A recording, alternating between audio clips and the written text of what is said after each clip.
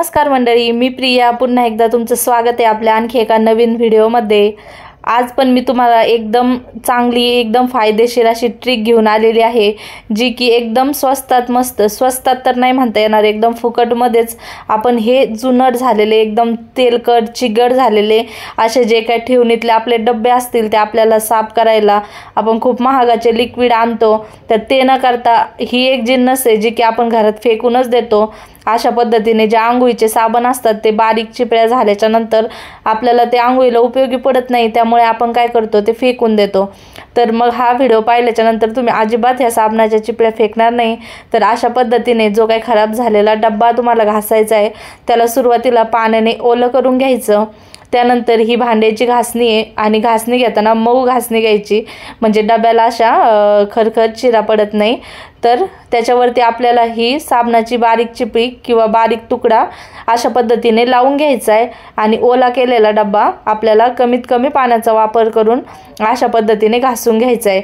तर तुम्ही फरक बघू शकता, लगेचच आपला हा डब्बा स्वच्छ दिसायला लागलेला आहे आणि फेस तर बघू शकता कसा काळपट असा फेस झालेला आहे, म्हणजे त्याच्यावरची जी काही घाण तेलकट चिगट जे काही जमा झालं होता थर, म्हणजे इतक्या दिवस ठेवल्यामुळे, तर तो अशा पद्धतीने निघून जातोय। तर बघू शकता फरक तुम्ही अगोदर कसा होता आणि एकाच राऊंड मी घासून घेतलेला आहे त्याच्यामध्येच हा किती स्वच्छ झालेला आहे।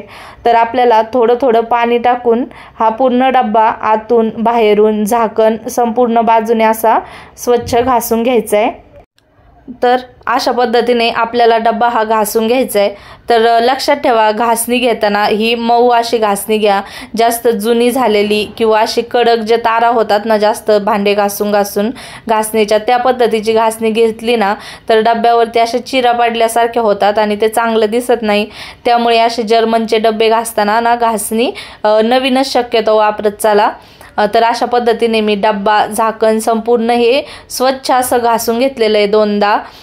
तर आणखी साबण जर लागला तुम्हाला तर आणखी साबणाचा तुम्ही वापर करू शकता। आता काय करायचं, पाणी टाकून पुन्हा एकदा आपल्याला हे अशा पद्धतीने धुवून घ्यायचे। ज्या काही कडामध्ये पण घाण बसलेले असते चिगटसरपणा, तो सुद्धा तुम्ही अशा पद्धतीने घासून घ्या। पाणी टाकायचे डब्यावरती आणि बघू शकता एकदम स्वच्छ आपला हा डब्बा बनलेला आहे, किती छान हा चमकत आहे, लगेचच तुम्ही फरक बघू शकता। तर ही ट्रिक तुम्ही डब्यावर नाही तर जर्मनचे कुठलेही भांडे असो, पातेले असतील तर ते असे जुनाट काळपट दिसतात, किंवा कढई असेल कढई घासण्यासाठी सुद्धा तुम्ही ही ट्रिक वापरू शकता।